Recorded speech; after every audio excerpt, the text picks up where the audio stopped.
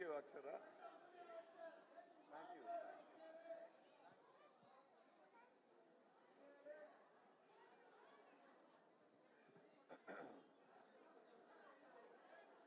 அப்ப மறுபடியும் மறைச்சிட்டீங்களா? அவங்க பார்க்கணுங்க, கொஞ்சம் தயவு செய்து இப்படி வாங்க.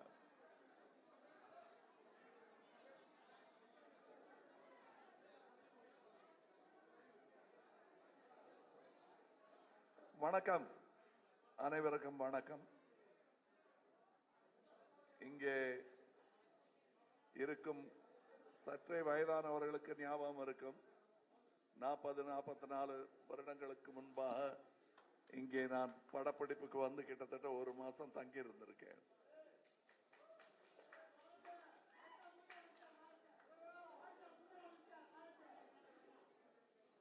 இங்கே இது முக்கியமான ஒரு தொகுதி.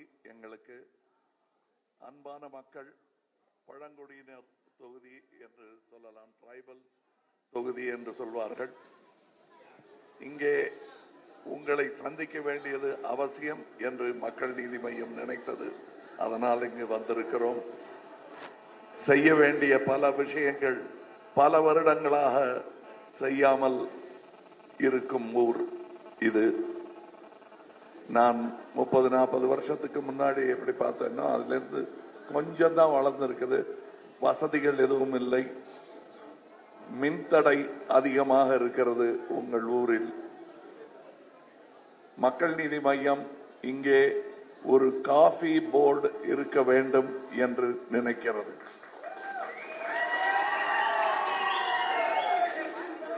இந்த மோசமான சாலைகளை வந்த 6 மாதத்திற்குள் திருத்தி அமைக்க முடியும் என்று நாங்கள் நம்புகிறோம். இங்கே பறிக்கப்படும் பழங்களுக்கு இங்கேயே ஒரு ஜூஸ் ஃபேக்டரி இருக்க வேண்டும் என்று நாங்கள் நினைக்கிறோம். அது மட்டுமல்ல, மனிதர்கள் மட்டுமே நம் சொத்து அல்ல, இந்த வனமும் வனத்து வாழ் மிருகங்களும் கூட நமது சொத்துதான். இந்தியன் கௌர் என்று சொல்லப்படும் காட்டெருமைகளுக்கு ஒரு சரணாலயம் அமைக்க வேண்டும் என்பதும் எங்கள் திட்டத்தில் உள்ளது. பழங்குடியினர் வாழ்வு மேம்பாடு என்பதை மிக தீவிரமாக நாங்கள் ஆலோசித்து வருகிறோம். தமிழகம் மாற்றத்திற்கு தயாராகிவிட்டது. ஏற்காடு அதுக்கு விதிவிலக்கல்ல, அதற்கான சாயல்கள் இங்கே தெரிகிறது. தேயிலை தொழிலாளர்களுக்காக பல படங்களில் நான் வாதாடி இருக்கிறேன், அன்பே சிவம் உள்பட.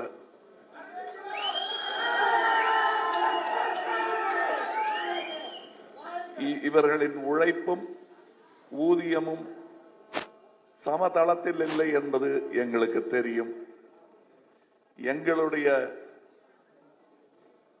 கொள்கைப்படி விவசாயி எனும் பட்டம் ஆண்களுக்கு மட்டுமே பொருந்தும் பட்டம் அல்ல, பெண்களுக்கும் அது பொருந்தும். தம்பி கொஞ்சம் சும்மா இருக்கணும். உங்களுக்கு பிடிச்சிருந்ததுன்னா நம்ம அப்புறம் தனியா ஒருவர் பாராட்டு தெரிவிச்சுக்கலாம்.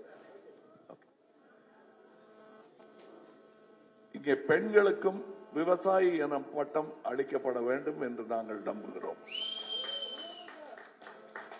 சமமான ஊதியம் பெண்களுக்கும் வழங்கப்பட வேண்டும் என்று நாங்கள் நம்புகிறோம். அது மட்டுமல்ல, தொழில் முனைவோராக இருக்கும் பெண்களுக்கு தனிச்சலுகைகள் வழங்க வேண்டும்.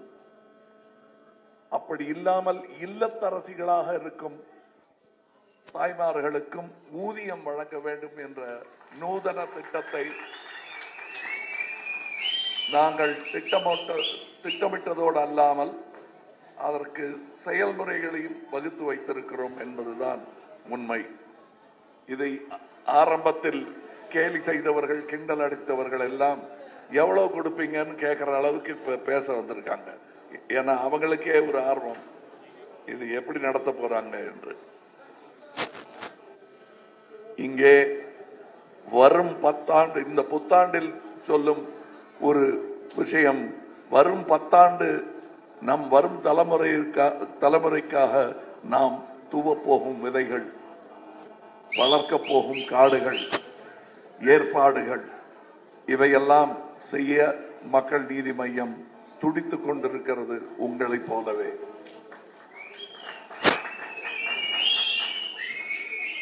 இவர்கள் வழி விடமாட்டார்கள்.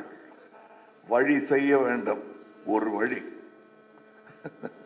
இவங்களை கண்டிப்பா இங்கிருந்து ஆற்ற வேண்டியது தமிழர்களாக நாம் செய்ய வேண்டிய கடமை.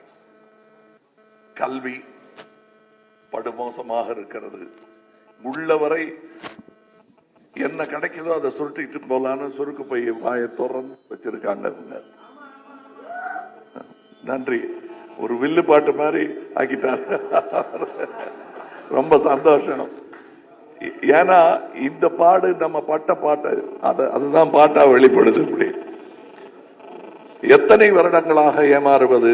வரும் தலைமுறையிற்கு நாம் வாழும் போதே நல்லது செய்ய வேண்டாமா? அவர்கள் குடும்பம், நீங்க அடுத்த தலைமுறைக்கு கூட ஒண்ணுமே ஏற்பாடு செஞ்சு வைக்கல. அதற்கான ஏற்பாடை நாம் செய்ய வேண்டும். நாம் கூடி அமர்ந்து பேசி செய்ய வேண்டும். எங்களுடைய அமைச்சரவையில் பெண்களுக்கு 50 விழுக்காடு 50% பெண்கள் இருக்க வேண்டும் என்று நாங்கள் நினைக்கிறோம்.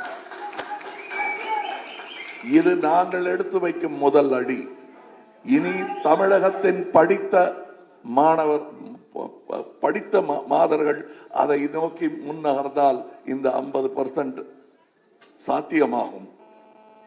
வரவே இல்லாத போது நாங்க கொடுக்க ஆசைப்பட்டாலும் ஆள் இருக்க வேண்டும் அல்லவா? எப்படியாவது போட்டு 50% புறங்கிறதுல திறமையான பெண்கள் வேண்டும். இந்த நாட்டை நடத்தும் பெண்கள் வேண்டும். பல வீடுகளையும் பெண்கள் தான் நடத்தி கொண்டிருக்கிறார்கள். நாட்டை ஏன் நடத்த முடியாது? அதனால்தான் நாங்கள் இல்லத்தரசிகளுக்கு ஊதியம் என்பதை தைரியமாக அடித்து சொல்லுகிறோம். விவசாயம் முதல் விண்வெளி வரை பெண்களுக்கு சம உரிமை வேண்டும், சம ஊதியம் வேண்டும். இது எங்கள் கொள்கை. அதை செயல்படுத்தவும் முடியும். இங்கு எதையெல்லாம் நம்முடைய பலமோ அதையெல்லாம் பலவீனமாக்கி, எதெல்லாம் தேவையற்றதோ அதை வியாபாரமாக்கி விளையாடிக் கொண்டிருக்கிறார்கள். IAS ஆபீசர்களை வைத்து பெரும் தொழிலாக இந்த டாஸ்மாகை நடத்தியே ஆக வேண்டுமா? அதை தனியார் இடத்தில் விட்டுவிட்டு கல்வியையும் மருத்துவத்தையும் அரசு எடுத்து நடத்தும். எங்கள் அரசு அப்படிப்பட்டதாகத்தான் இருக்கும். அப்படிப்பட்ட ஒரு நல்ல அரசை நீங்கள் பார்த்து வெகு நாளாகிவிட்டது.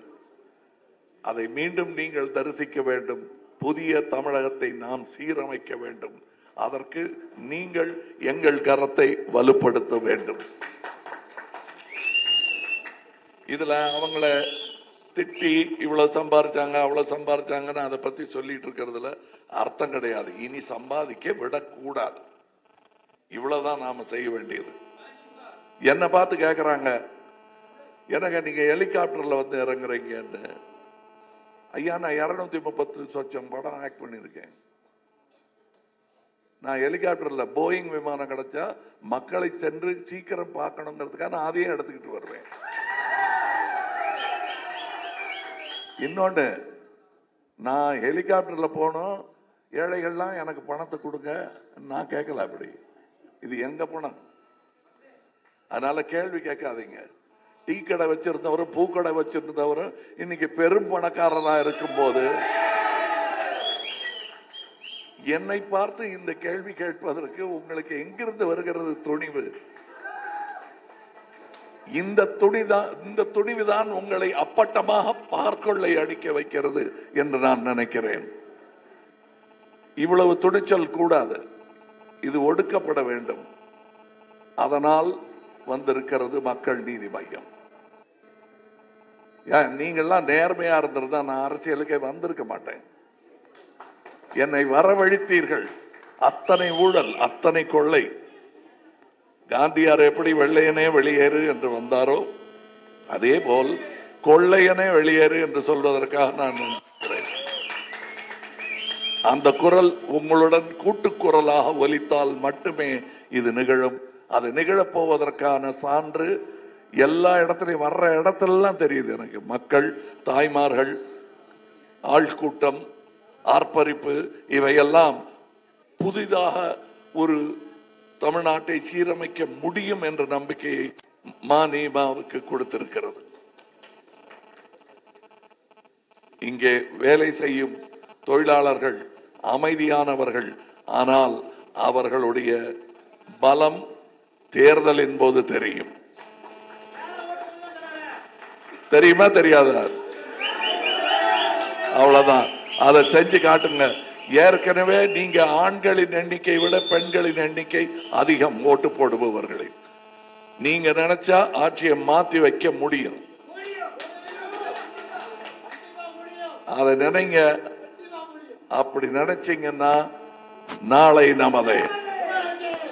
நாளை நாளை நாளை. நன்றி.